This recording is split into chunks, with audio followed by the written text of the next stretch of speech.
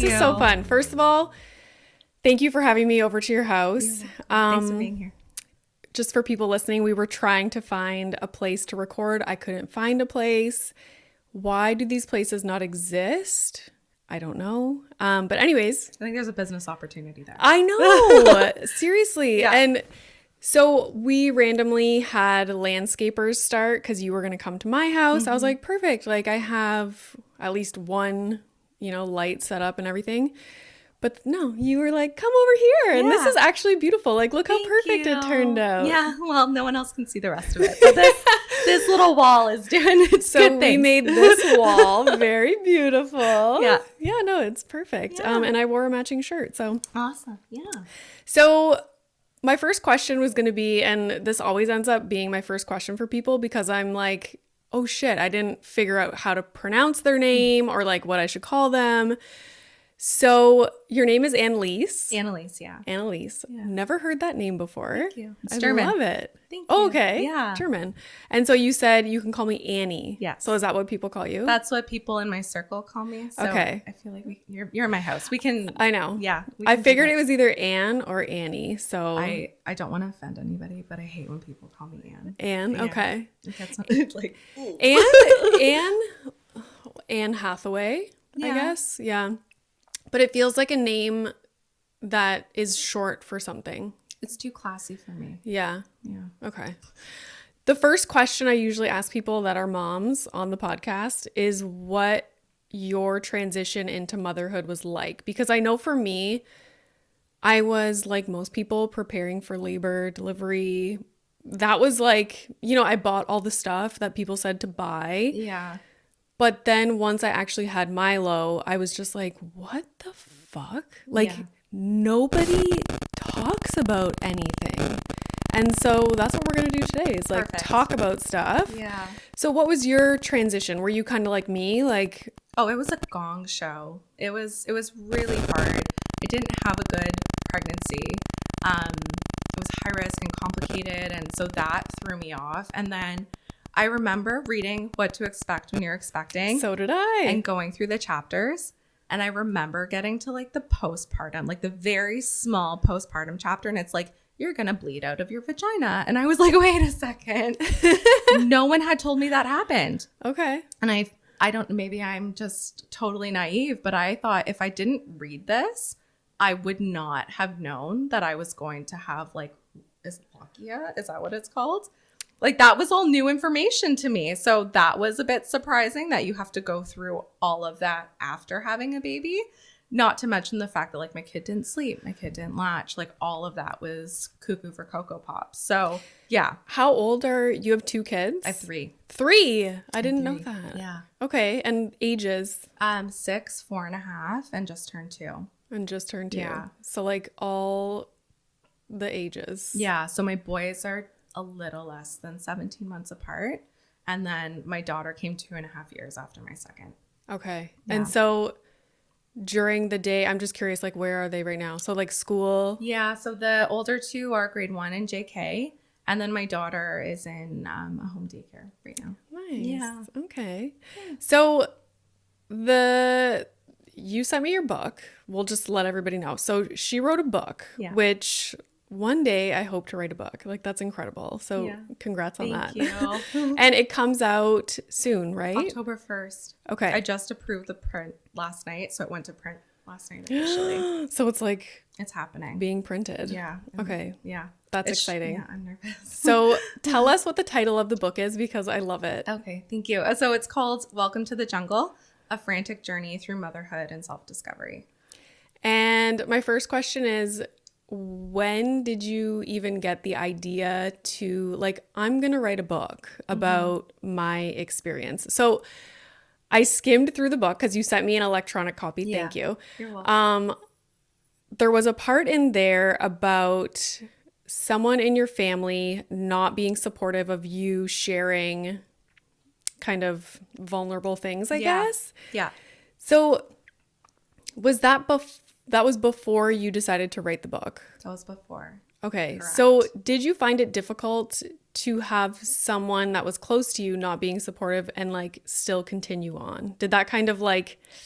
Yeah. So This person was an in-law. So that makes it hard when you're trying to be accepted by somebody else's family. I think my own parents, who are very supportive now that they've seen where this has gone, were initially like, this doesn't really make sense to us why you're doing this. So there are many times that I've had hard conversations with family about why I feel called to talk about postpartum depression and motherhood and all of that sort of stuff, and having to like validate and make reason, like just validate why I'm doing it has been a little bit annoying because like, who cares why I'm doing it? If it makes me happy, what does it matter? But I have walked away many times and stopped writing, but then something always happens in my life that brings me back to it. Yeah. So where did it all start? You started blogging or? Yeah. So my husband and I announced our pregnancy, like most people do at 12 weeks with our firstborn. And then 2 days after that ultrasound, we got a call saying that they found abnormalities on our baby's scan. So he had soft markers for Down syndrome. He also had a rare buildup of fluid in his brain. So we were transferred into care at MAC, placed with like the genetics team, high risk OBGYN. We went through like 16 weeks of testing. And I got really sick and tired of everyone coming up to me because like, here's this pregnant lady, first baby. And everyone's like, are you so excited to meet your baby? Like, you must be so excited. How's the nursery? What's the theme? And we were being like behind closed doors having these conversations that our baby may not survive. So I went on Facebook and I wrote a post and I said, I'm going to keep everybody in the loop with what's happening here. This is where you can direct your questions. I don't want to be retelling the story over and over again. It's too painful. And that's kind of where the blog started. Yeah.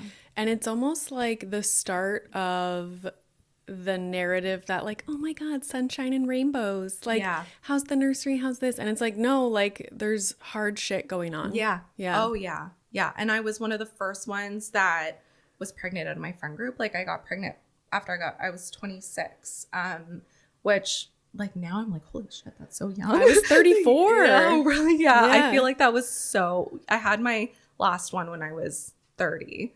But even then, like 26 seems so young. And to be 26 and having this like high risk pregnancy, we got pregnant a month after we got married. So it was very fresh into our marriage. It was all really hard and lonely. And like the best I could do was write about it. Like that's what kind of helped me cope. So like me, I'm sure lots of people who went through a high risk pregnancy or were in a similar situation, like they were so thankful that you were putting out your story. Yeah. But and so like I always get feedback like that, like, oh, you make me feel so normal and like validated and blah, blah, blah. But I always find the reverse too. Like I'm just a person talking about these things that I'm experiencing or have experienced. And at the same time, like when I see people comment on my stuff or in my DMs that are like, me too, like the exact same thing, like I totally understand what you're saying, like that makes me feel good too. Oh, so did you have that? Because I feel like that's why people continue to share. Yeah. Because it's like a two-way beneficial thing. It really is. And I think I found it really hard to bond with anybody who had a typical pregnancy. I don't know if I'd call it jealousy, but I was on Reddit. Like I joined one of the Reddit baby bump subreddits. And I remember being in like the trying to conceive subreddit and going through that and getting really excited and then like graduating to the baby bump Reddit. And then I would watch people posting about their babies being born. And I had to leave because I was like, I don't know if my baby's going to be born alive. And being able to find other people who I could share like so honestly about those feelings helped me so much because there was nobody in my personal circle that understood. So I had to put it out there to find people that did. And so what happened after that scan? Was it just continuous testing throughout? Yeah. So we did the amniocentesis, which was a really difficult decision for me to make. Being raised Catholic, and them saying, like, the doctor saying there's a 1 in 200 risk of a miscarriage, and having to be the mom in that situation, and my husband being like, no, I want the amniocentesis, like, we need to know. And then on the other hand, I'm like, I'm the mom, I make the final decision. If this doesn't end well, it's my fault. And like, that's just how I felt, which isn't true. I know that now, but we ended up deciding to go through with the amnio because the doctor told me if they found something that could save his life, like if there was something there that could save his life, we would figure it out through the testing. There were issues with culturing, and it took 8 weeks for the amnio to come back. And then they said everything is fine with like the genetics side of things. They did another brain scan and the fluid was gone. And like, he ended up being born a healthy little boy. Now he's been diagnosed with ADHD, which they say isn't related to those complications, but it was like the worst experience of my life. I didn't want to have any more kids after that. And I did. Yeah, you did. So when you were sharing all of this stuff, was the narrative from some family members or that family member like, this is private stuff, like we don't share this? Yeah. Yeah. And my mom, she is always worried that there's someone out there that doesn't want the best outcome for people. Like, she just, I don't know. So she's like, just be careful what you put out there. Like, you don't know if there's somebody who's doesn't have your best interest at heart, you know? Yeah. The Italians, right? And well, I think it's like, as a mom, like, you see your child going through something difficult, and while it's nice to share the story and, you know, have people that are going through similar things and like connect with people, at the same time they're just concerned. I know. Yeah. And like, my parents were having to deal with their own emotions through this because it's their first grandchild. They're watching their daughter struggle immensely. Their hands are tied. Like, you don't want to watch your kid go through something like that. And I think it was just hard all around for everybody. And so you continued blogging. Yeah. When did the idea to write a book come into play? Yeah. So 8 months after I had my oldest son, Jack, I gave my husband a birthday present and got pregnant with Max, my second. So I was 8 months postpartum when I got pregnant. Oh my God. It was 2 days after my period had ended. So I thought, like, you know, but I have PCOS, so I ovulate at wonky times. And I guess that's what happened. And I remember finding out I was pregnant, and I was just like, I can't do this. Like, I can't. Had you had a difficult postpartum? I think you talk a lot about mental health. Yeah. So I think because of everything I went through in the pregnancy, I put up this wall, and then Jack didn't latch. And one of the things, like, kind of the main thing or premise in my book is that as women, we're like built up our entire lives to believe that motherhood's going to be the one sole thing in life that fulfills us. And then you get there and it's not fulfilling. And it could even be the opposite. Yeah. And you have like all of these insecurities from all of the shit you've gone through in your life, whether it's through friends or relationships and all of that sort of stuff. And you're not fulfilled. And you're like, it's me. Like, it's always been me. I've never been pretty enough. I've never been good enough. I've never worked hard enough. Like, so you blame yourself, but motherhood is not supposed to be fulfilling. Motherhood is supposed to be hard. So I struggled with that, not feeling fulfilled and feeling depressed and blaming myself. And then got pregnant again when I was not in a good headspace. And I struggled with like really bad perinatal depression. So during pregnancy? During pregnancy. Okay. It was like life-threatening. And during that time, I got diagnosed with a tumor wrapped around my facial nerves that it was a really rare tumor. It got caught by accident. And they said either the whole tumor would come out and my face would, like, the whole right side of my face would be paralyzed because that's how like intertwined it was with the nerves, or they would save the nerves. I would go through radiation and I'd never be able to have another baby. Everything obviously turned out okay, but like that to be. This is when you were pregnant with your second. This is when I was pregnant with my second. Like, can we just have a brutally like stressful pregnancy? Yeah. Well, and I think the stress of all of that sent me into threatened preterm labor. at 30 weeks. So I was 80% dilated and 30% effaced, contracting. My baby was breech and his bum went down right in my cervix. And I was taken by an ambulance to Sunnybrook Hospital because they thought I was going to deliver him. And they're like, there isn't a hospital around that can take a baby this tiny in this area. So it was, again, like another very stressful, traumatic pregnancy. Yeah. Yeah. Oh my gosh. Yeah. And so while this is all happening, you're documenting it like in writing. Yeah. Putting it out there. Yeah. So where the book kind of comes into play is after Max was born, after I had the tumor removed, after all of that happened, Max was a C-section. I remember sitting there after my prostatectomy, and my surgeon was calling me like a few days later to check in on me. I had a post-op care nurse come to the house to like take care of my incision, change the dressings. And then after I had my C-section, it was literally like, okay, here's a mom with 2 kids under a year and a half apart, like suicidal ideations, C-section, has a baby, kick her out of the hospital after 3 days and send her home. And post-op. Like C-sections are a major fucking surgery. Yeah. And the difference in care was like, I couldn't understand it. So I wrote a post about it, and it was shared 6 million times. It was like, what was your platform of like a website? Facebook. Yeah. Okay. I microblog on Facebook, and it just like, I remember I like hit, like I wrote it out so quickly.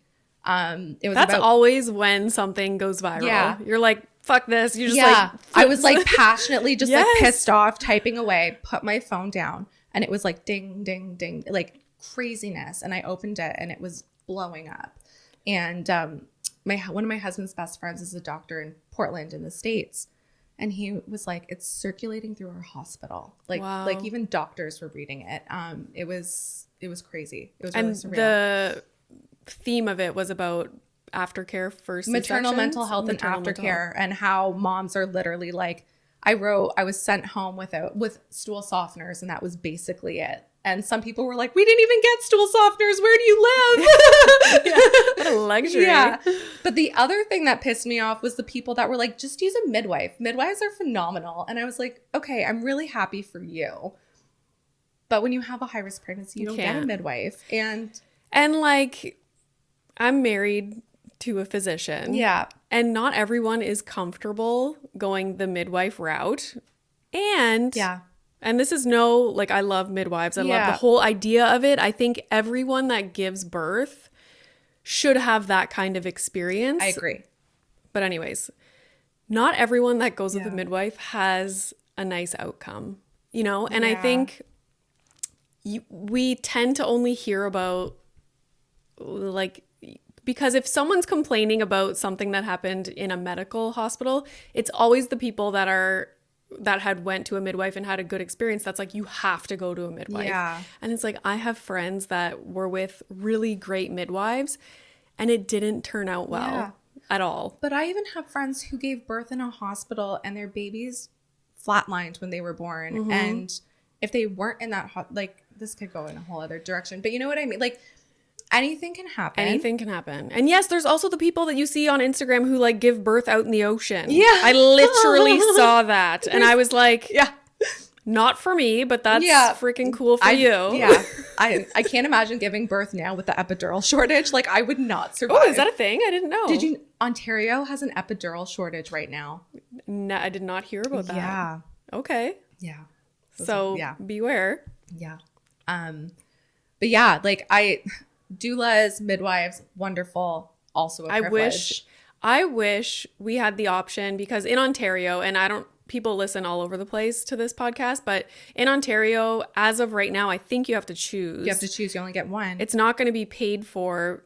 And some people listening are like, we don't have anything paid for. But here, because it's free healthcare, it's like you have to choose to go the OB/GYN route or the midwife route, which is not fair, because it puts people in a position to choose, like, do I want, to be medically like supervised? And I don't know the whole differences. Like, don't come at me. Oh my God. I'm sorry.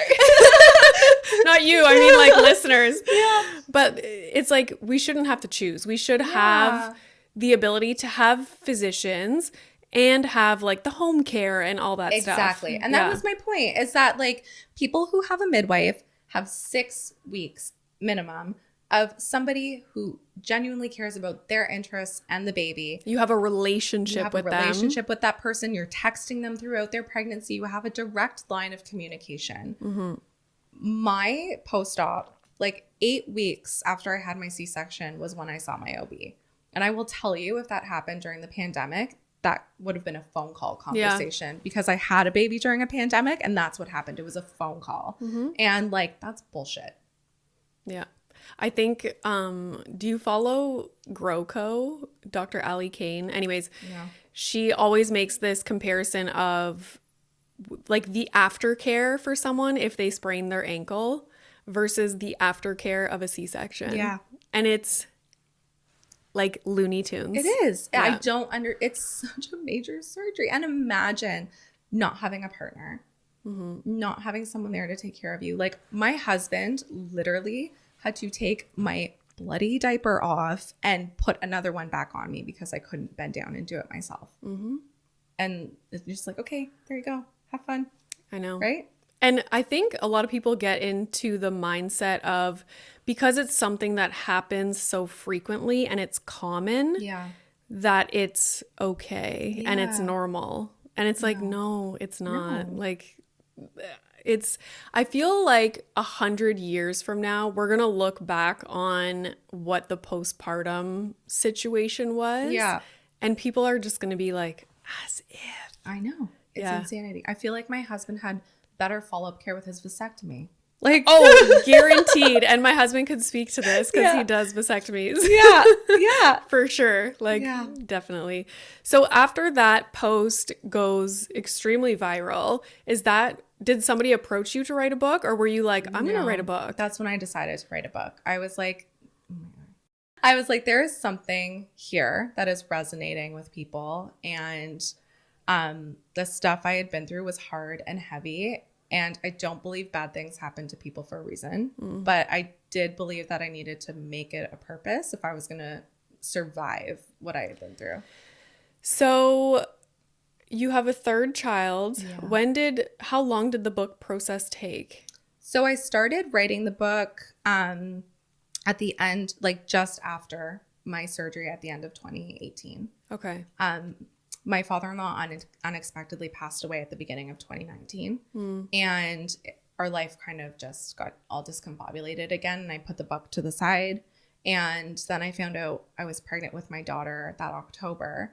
And I was like, okay, there's still more stuff here. Like, I can't finish the book without figuring out who this person is. And also, like, what's going to happen this pregnancy? Like a pandemic. Oh, yeah. I caused the pandemic. So I'm sorry. I'm really sorry, everyone. I was like, I have to figure out what this is going to be like. And then she was born, went through the pandemic. I started pitching publishers this January. It got picked up quite quickly. And in less than a year now, it's going to be like everywhere. A copy, a book, like a physical book. I know. On my bookshelf. It's cuckoo bananas. Collect all my books. Yeah. So one thing I wanted to ask you about that I read in the book. So the overarching theme of the book is how we are slowly, because, well, we had talked about this before, and you were saying when people become moms, they think that it's motherhood that kind of prompts this like loss of identity, but you're kind of pointing to the fact that it's actually something that is being picked at throughout our entire lives. Yeah. So you had a really heartbreaking story. And it's so funny because as an adult that has a child, reading that chapter about the note that was passed to you, you were 13. I was 13, yeah. If I was a 13-year-old and my friend got passed a note that said that, I would not even think that it was a big deal. Yeah. Do you know what I mean? Yeah, it's just like something that happens, like whatever, I'm going to go play basketball now. Yeah. Reading it now, like my heart like breaks. Yeah. And well, I'll ask you my second question after, but can you just tell the story of that note in class and kind of how it started that process? So 13, grade 8 math. I remember I had just moved to a new school, so I didn't have a ton of friends. I was shy and awkward and like still played with dolls, like very innocent, which is what I hope my kids to be, kind of. And I remember this note was like passing through the class, and I was getting really excited because it was coming to my desk. And I opened the note, and it was from my friend, like one of the very few friends I had, and it said, "Nobody likes you." And I just remember like my heart sank. I ran to the bathroom and I cried. And it was like one of the first times that I realized that not everybody was going to like me, that I didn't live up to the expectations of others. Like it just became a thing. And then that kind of started the bullying. Like I remember kids would chase me home from school and spit on me. And I remember like pizza lunch, which is amazing. Someone's spat on a piece of my pizza that I got, so I didn't get to eat it. And someone wrote "Annie's a dirtbag" and had it on his pencil case. Like it was a really hard period in my life and completely stripped away my self-esteem. And I don't think I've ever fully gained it back. Do you remember telling your parents about any of this? My dad kept the note. He still has it. Oh. Because I brought it home. My dad has it in like a folder. The man, don't piss off Rick. Like the man has it in like a little folder. He's like, I'm like, coming for you. Yeah. So you did. You were open with your parents about I was that. open with my parents because they ended up having to be called into school because there were death threats made against me at one point. Yeah. And the police had gotten involved. Like it was a really bad bullying experience. And things were different then. Like I was taken out of class. This is going to sound bizarre. I was taken out of class and placed in a club with children who had Down syndrome. So that's where they sent me. In a way to keep you safe from, to keep me, bullies. I guess, like occupied. Like it was like supposed to be a form of therapy for me. So I would go with kids, like with I forget what they're called, like the student counselor or whatever. We would go. It would be me and the children with Down syndrome would go to pizza lunch, and like it ended up being like a very blessed experience for me. But I just imagine what like the other kids thought, as this girl who they're making fun of is being removed and like going to the movies with, like it just it was odd situation. Yeah, it was an odd. That's how they dealt with it when I was Which like I can't imagine that happening today. Yeah. So as a mom, you have gone through that experience. Do you worry about something similar happening to your own kids? It's funny because my worry is the opposite. I worry about my kids being bullies. Interesting. I'm very hypersensitive about my kids treating other kids incredibly nicely and being inclusive and kind. Okay, so it's like the flip. I never thought of that. Yeah. I know. I obviously worry about them being teased, but I more so want them to be like kind to everybody. I never, like daycare was one thing and preschool, fine. When Milo started kindergarten, which was just a couple weeks ago, like all of a sudden I was like, he's at a bigger school. Like there's kids that are older because they have the junior and the senior kindergartens together. Like on the bus, like there's older kids. I had this fear that like he's this happy, like perfect little kid. And now he's going into like the big school and his school is tiny compared to most. But like I was so worried about like, is he gonna like be with like his friends and are they gonna like ostracize him or like make fun of him or like, I know it's definitely, I think all parents have that worry. Yeah. I know. You can only keep them safe for so long. And then they are sent off on their own and they have to learn their own lessons and experiences. And like, we don't want them to go through that, but they also won't become better, kinder people if they don't learn and grow through those experiences. So it's like a really difficult place to be, right? It's like you can see both sides, but you're like, like stuck. What's it called? Like, when you're like cognitive bias, like you're like stuck between two things. Yeah, it's hard. Okay, so there's a chapter in your book where you talk about falling in love at 17. Yeah.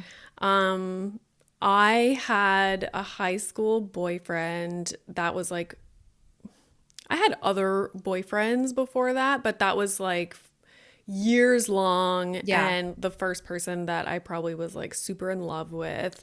So I could relate to the falling in love at 17 part. Can you tell us a little bit about that? Okay. So he was 2 years older than me. So he was in university, didn't really know me, which was really beneficial for me. And how did you guys connect? I'm trying to remember. Do you have him on Facebook today? No. Oh, okay. So we dated for 4 years. I followed him to university. He was like my everything. I lost my virginity to him. Being Catholic, thought that meant we were going to get married. I have this whole other perspective about virginity now. Like, since I was raised to believe that like your virginity is so sacred. Like, I think that's why I stayed in For girls, not for boys. Not for boys. Yeah. No, of course. Yeah, no, for girls, it's so sacred. And I think I stayed in the relationship as long as I did because I was told my virginity was so sacred and like felt I can't just go be with somebody else no, now. Yeah. I can't. Yeah. So anyways, dated for 4 years. It was like not the best relationship. And then he broke up with me on Facebook as soon as we graduated university. So you were with him throughout university? Yeah. Okay. So we started dating just before grade 12 prom, broke up literally a month after we graduated university. So I made 0 friends in university, dedicated my whole life to being with him. He broke up with me on Facebook and I haven't seen him since. Haven't talked to him, haven't seen him, absolutely nothing. Is that in this area? He lives in this area. Yes. Oh, wow. How awkward. And his if best friend's son is in my kids' kindergarten class Oh, right now. maybe So, he's listening. Cheers. Hi. His wife just had a baby. Hey. She probably listens. She's like, is this? Now everybody who just had a baby is going to be like, fuck, is this my husband? Sorry. They're like, I know where she lives. Yeah. Oh, that's funny. this is awkward. So yes, that is, I never thought of it that way. So I think I was lucky in that we had broken up before university started. And then I went to Florida for university. It was like a whole thing. And then came back into town, started going to the local university. And then we were kind of like on and off for a while. And then eventually we just like ended it, obviously. But yeah, I never thought of that piece of it where people get in these serious relationships and then you're not living those years as you would had you not been in a serious relationship. Yeah. I feel like I would have been like way less messed up had I had slept around during university. Right. Than stay with one single person and believe that like I was working towards us getting married. Like that was the end goal. So that breakup, because I know how I felt when we were like breaking up, getting back together, breaking up. And then finally it was like, no, we're not together. Like you feel like your life is over. Oh, I did. Absolutely. Like, yeah. And I remember my parents being like, so sorry. Like they hated him. okay. They really did not like him. But which, like, to be honest, like, if your parents don't like the person that you're with, like, unless your parents, you know, you have issue with your parents, like, your parents are usually right. Yeah, but the thing is, and I think this is kind of a smart move that most parents do, is they didn't tell me. They have to. They were always warm and welcoming and really kind to him. And I think in their head, they're like, she'll figure it out for herself. Yep. We don't push, or she's gonna move in with him and get pregnant. Like she's just gonna, you know, like fast track it. Do the right? opposite. Yeah. Yeah. So they were like, we'll just not say anything. Let's just let it happen. And it worked out exactly the way they wanted. My parents are the exact same way. Like, yeah. Yeah. Okay. So marriage, we're jumping into different topics, but that's because I was going through her book and I love these topics. So marriage. Yes. How did and this is like a hot topic. Every time I talk about like relationship stuff after having kids, people just like gobble it up and they want to hear more. So how was your marriage or relationship affected after having kids? Yeah. How did it change? Everything changed. And like I open one of the chapters in my book saying, if you think the first year of marriage is the hardest, you're probably still in your first year of marriage, because it gets so much fucking harder from there. And the thing is, like, you go through these adult things that happen, like a loss of a parent or issues with your job or a pandemic or financial stress, and you have to navigate all of that as two adults, but then throw in the needs of your kids on top of it, and like lack of sleep, and it's a recipe for disaster. Like one of my cousins once told me, don't get divorced until your youngest is 5. Like don't seriously think about getting divorced until your youngest is 5, because those are like the most demanding, difficult years. Like, of course, big kids, big problems. It gets harder, but you're more like you're not struggling with the sleep and the chaos and all of that as much. So yeah, it fucking shook things up. We're still struggling. I like that advice. I heard a stat once that most people, well, this goes against that, but most people get a divorce when their kids start school. So like kindergarten. I think because when you have little kids, it's easier like to live with your partner, I guess. Maybe not in some situations. Anyways, moving on. Do you guys sleep in the same bed? We haven't for like 3 years. Oh my God, samesies. Yeah. So my husband lives on the couch, but it's like we have 3 kids. We bought a king size bed at the beginning of the year thinking that it would make our sleeping arrangements more comfortable because they all come in the bed, and it has not. Like, it's just, we're at that period where kids are still crawling into our bed, and like, what are you going to do? Yeah, what are you going to do, right? We sleep separately, and and it's so funny because once I put out a TikTok about this, everybody was like, oh my God, me too, me too. There was like hundreds of thousands of comments. How like, did the insecure men feel about it? Oh my God, they didn't find that one. That was not on their For You page. Okay. I'm sure I've been called this week like I'm toxic, I'm a narcissist, like all this stuff because I asked my husband to not make pancakes. But anyways, I remember thinking one day Milo woke up and he came out of his room, and I was in where my husband sleeps, so my husband's room. And I was making the bed or whatever. And Milo's like, Mommy, why are you in Daddy's room? Yeah. And I was like, okay. He doesn't know any different. Yeah. It's like we all, like, Milo has Milo's room. Yep. Mommy has Mommy's room. Daddy has Daddy's room. And I was like, that's so interesting because I think back to being in elementary school, and one of my friends' parents didn't sleep in the same room. And I was like, ooh, like they're going to get a divorce. Like they're getting a divorce. Yeah. And that was just like the stigma around not physically sleeping next to your partner. I think it's so much more normal. Like I would say out of most of my friends, a lot of them don't sleep in the same room as their husband, like their partner. Yeah. Yeah. It's so interesting. Yeah. And it's, to be honest, it's a luxury. Oh. Like some people are like, I wish I don't have the space. Yeah. And I'm like, I feel for you because I can't, my husband and I have a trip planned to Miami. He's going to a conference. So I'm just going to go with him.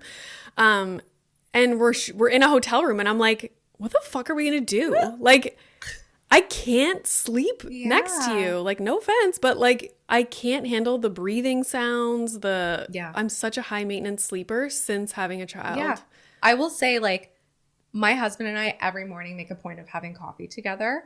And that is so much more valuable than us sleeping in the same bed together. Yes. You know what I mean? Oh, yeah. When people, like, you know, trolls on the internet that are like, oh, like your marriage is not going to last or whatever.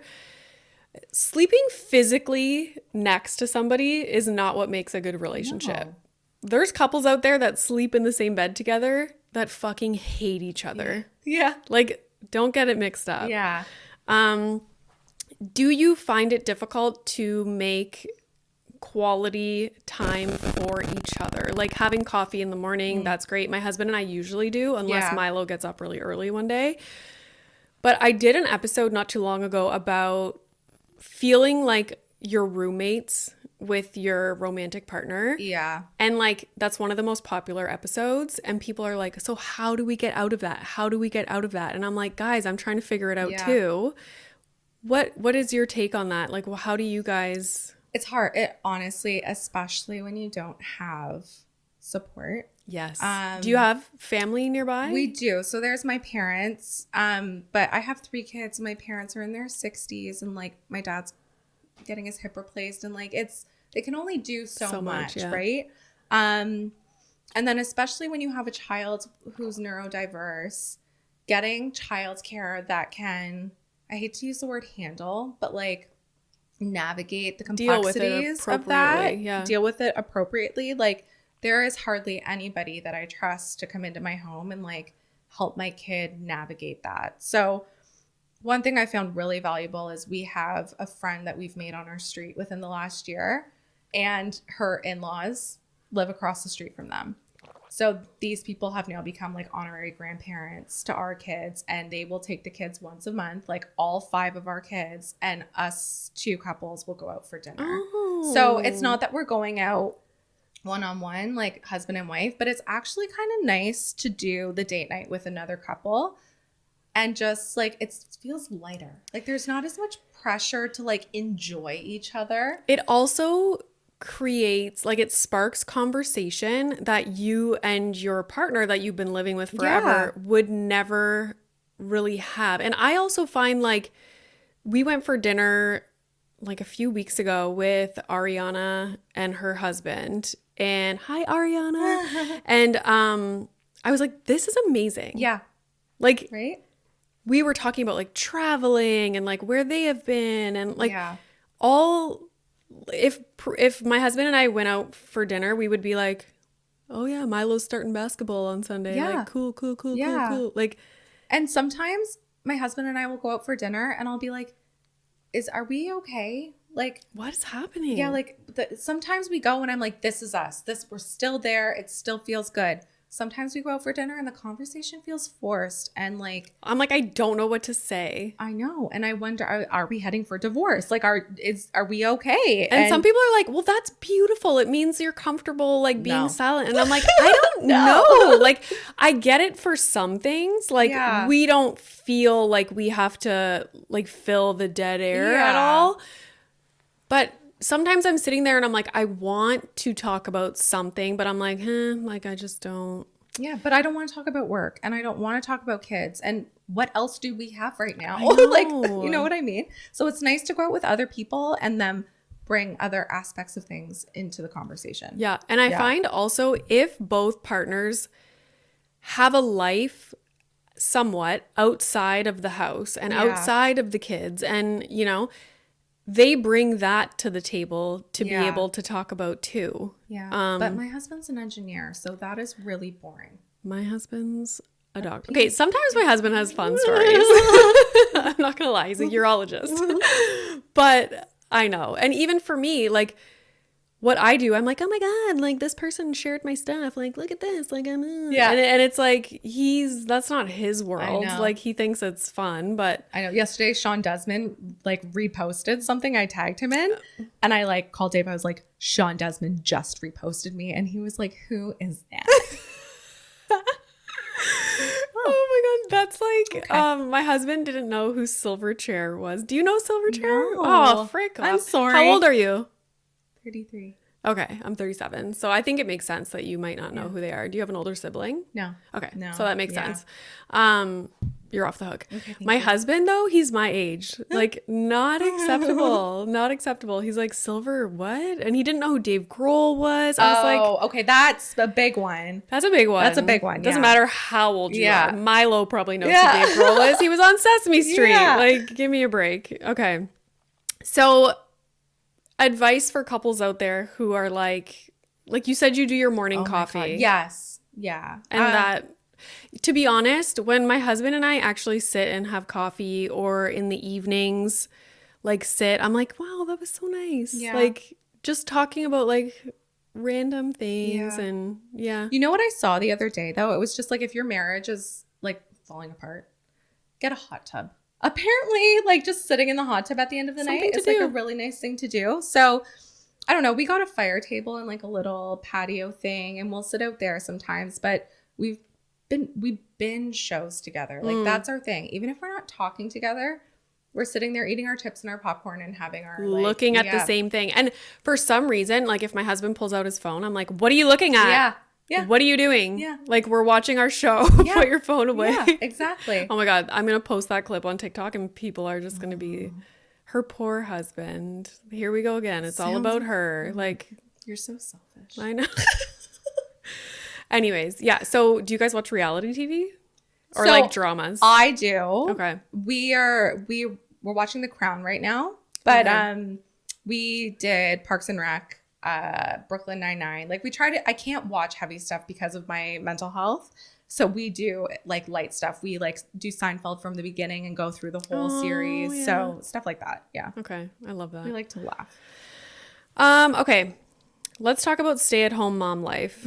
It's something that I talk a lot about, even though I'm not a stay-at-home mom, because my experience in quarantine was that of a stay-at-home mom Yeah, times 10. yeah, But I also think all the things that I experienced in quarantine and had struggled with are things that stay-at-home, I'm going to say parents, but for the most part, I think it's moms, struggle with regardless of like, even when they're not in quarantine, Yeah. you know what I mean?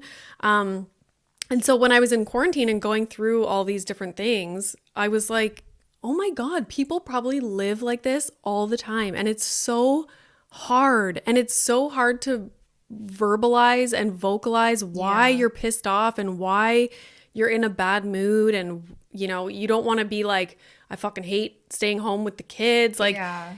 it's really hard to navigate. And I feel for people. So what was your experience as a stay-at-home mom? Yeah. So one thing I will say is, and I wrote a post about this when it first happened, is that being a stay-at-home mom versus being home with your kids during the pandemic. Like when I was a stay-at-home mom, there was Mother Goose that I could go to. Yes. Or the drop-in programs or swimming. You have relationships and things to do. Yeah. I had things to get out of the house and do. And that makes it a little bit easier. Like, don't get me wrong, it's still hard as shit.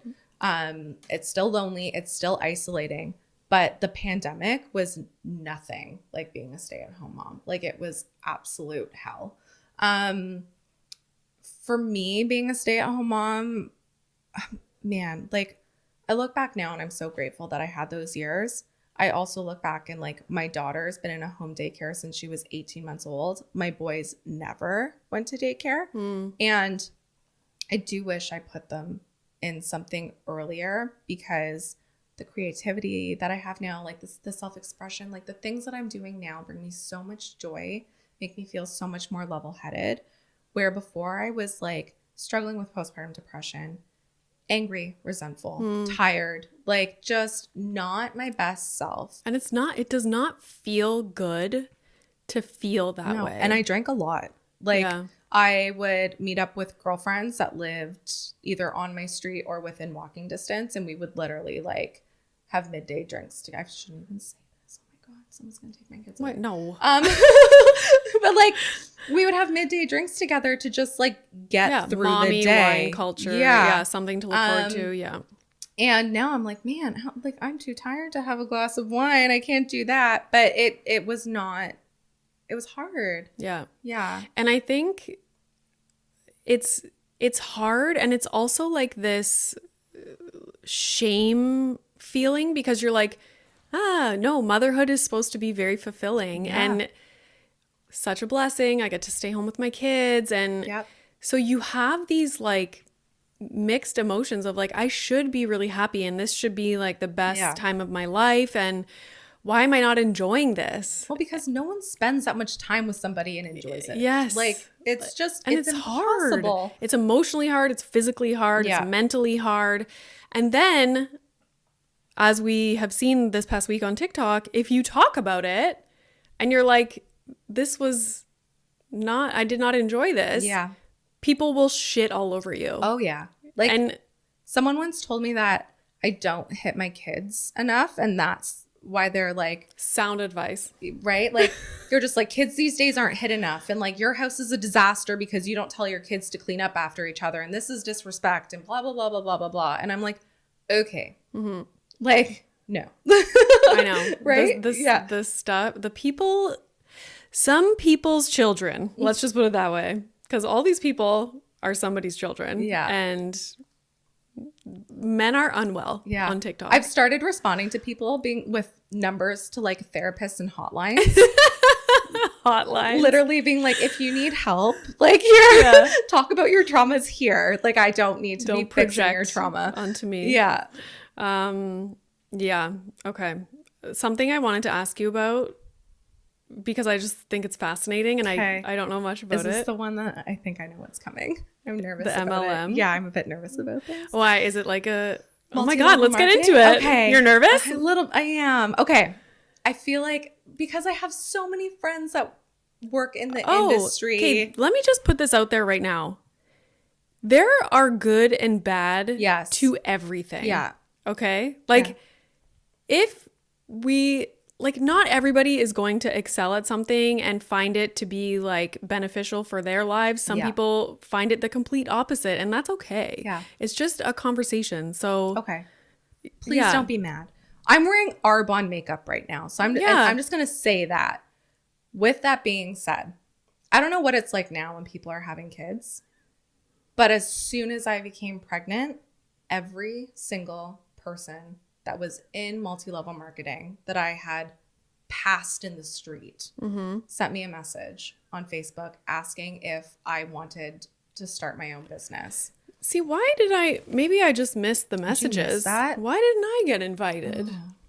Okay. I don't know. I'm a little bit offended, but... I'm sorry. Guys, slide into her Reach DMs. out.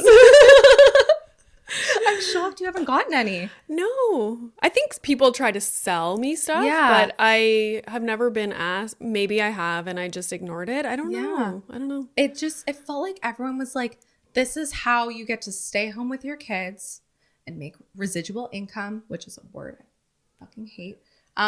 Residual, what does that mean? Residual income, passive income. Okay. Income without doing anything, and the money just flows to you. And like, and this is comes along with like losing yourself, is I went to university for geography because I thought being a teacher was like the path in life.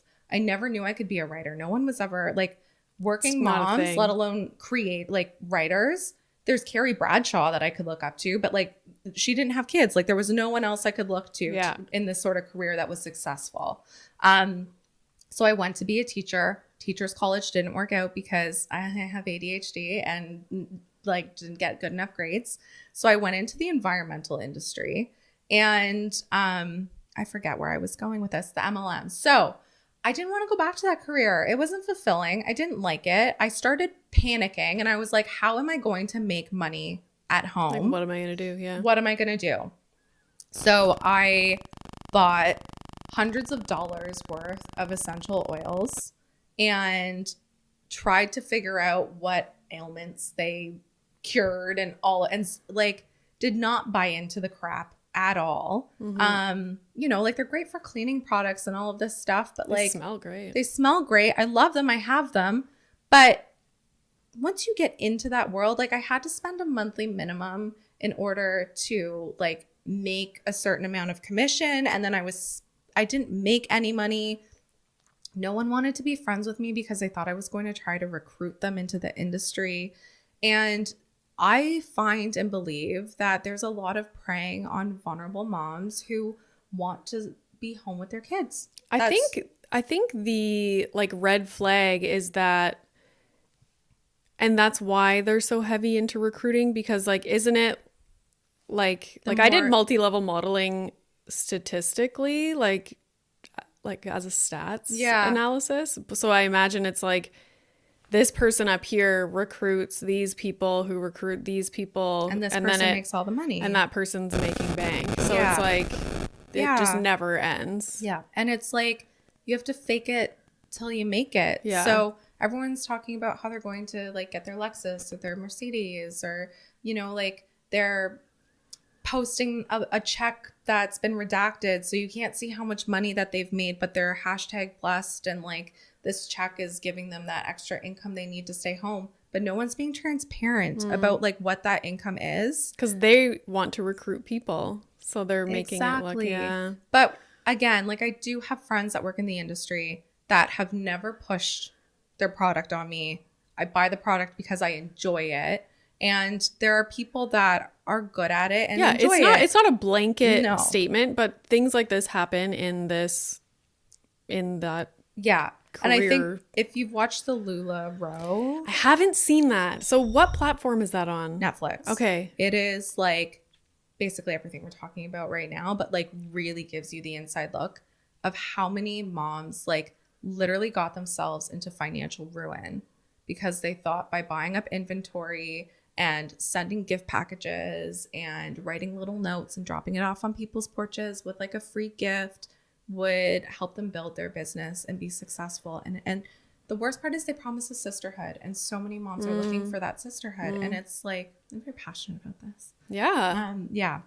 So how long were you? I did it for 6 months. Okay. And then you were like, this is. And my husband, who is the engineer and like totally rational man, was just like, okay, I'm going to not let me.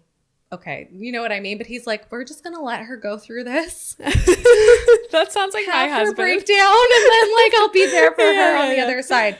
And that's exactly what happened. Like I was still writing through it, and I just realized this isn't for me. Like it feels yucky.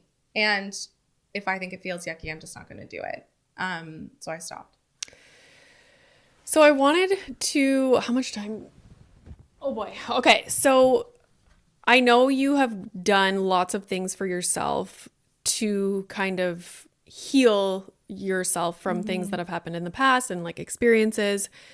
And one of those things that you mentioned in the book was starting medication. Yeah. I'm very open about, I've been on anxiety medication for a long time, which is actually an antidepressant, but Which one is it? Citalopram. Okay. So they use antidepressants to treat anxiety a lot of the time. And it works great. Like actually life-changing, quality of life, insanely improved. Like, and I think people assume like, oh, it helps just with anxiety, but anxiety can show up in things like being irritable, like rage, and like all kinds of things. It's not just about like, oh, I'm anxious. Yeah. So what are some other things that you do day to day or once in a while? Like, have you been to therapy? Like, what are things that you do to kind of maintain your mental health? Oh boy, I should go to therapy more. I've never done it, and I think I should. Yeah. It's really good. It's helped me navigate a lot of like the childhood trauma stuff. I have started meditating. Like I find podcasts, like just uplifting podcasts, meditating, writing, like having a career has actually been very therapeutic for me. I am nervous going into the fall because I do not do well in the wintertime. I can already feel myself like trending downward, so I'm probably going to have to up my medication dosage. Have you tried those lights? No. Do they work? I don't know. Yeah, no. But I think light. Do you listen to the Huberman podcast at all? No. Anyways, he has all this stuff about how important like daylight is. And you know how our winter, like where we live, in the winter, it'll start to get dark at like 5 p.m. Yeah. So if you're someone that works in an office, or like I was in school all the time, and then I would go to walk to my car at the end of the day and it's already pitch black. It's dark when you go to school. Yeah. Yes. It's dark when you go to school, and then it's dark when you go home. Yeah. And that can really, I think, negatively affect people. Yeah. So they do have these lights that he recommends. I'll have to and try he's one. Fucking smart guy. So I'll try one. I'll report back and let you know if it works. We'll look on Amazon, and you can just like while you're doing your work, just like shine it on you. Yeah. But yeah. So meditation, how has that been? Because that's something also that I would like to get into. Yeah. So I do like meditation and manifestation. So I do a lot of like, I'll meditate, and then I'm going to sound like a cuckoo person. I talk to my spirit guides. Who are they? Hi. I don't know. Are they here right now? I don't. Okay, I'm a huge fan of Gabby Bernstein. She really, like, her podcast really started turning my life around last year when I was struggling. And she does these like spirit guide meditations. So I decided to try them. And anytime I do them, I bawl my eyes out. It's very bizarre. I don't know where it comes from. I get so overwhelmed with emotion, and it just feels like this like giant weight is lifted off of my shoulders. So I do that like once a week.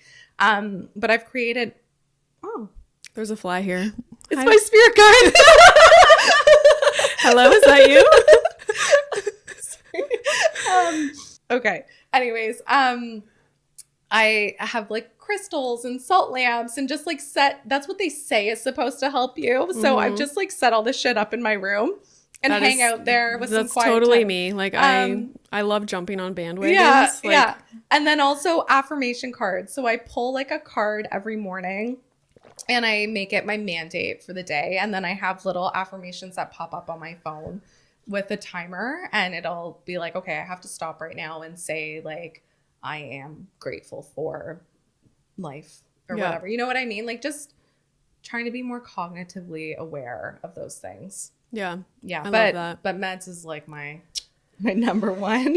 Well, and I think there is something to be said about if you are struggling enough, like I don't want to say like if you're struggling like so severely, I don't know how to word it properly, but you likely will not have the benefits from something like meditation, Exactly. even therapy. Yeah. Like a lot of times if somebody is really struggling, therapists, psychologists, whatever, will have people kind of level out on medication so that they can even like reap the benefits of going through therapy. So that's like. So I was anti-meds for me, pro-meds for everybody else. Yeah. And then. As many people are. I was terrified of them. And I did everything in my hot yoga. I hate yoga. Not that I hate yoga. I hate being hot. So like, I did everything. And then I made a suicide plan. I got to a really bad place. And then Kate Spade lost her life to mental illness. Oh, I remember you telling me this. Yeah. And I was like, okay, where's that line and how close am I to crossing it? And will I be in control when I get there?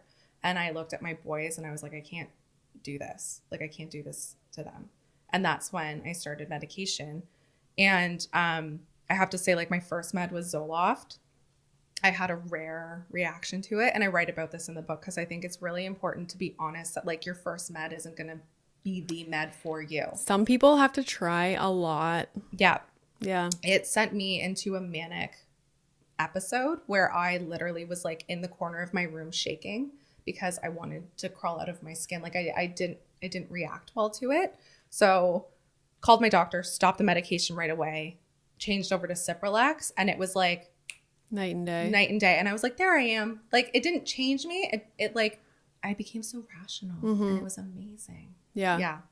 Just like even keel. That's what I say. Like I still get anxiety, but in very appropriate situations. Yeah. As you should still get anxiety. Totally. Yeah. So it's not like it just like numbs me and I'm like, like no. I remember specifically waiting in line in the States, it's the DMV. I don't know what we call it here, like Service Ontario, whatever.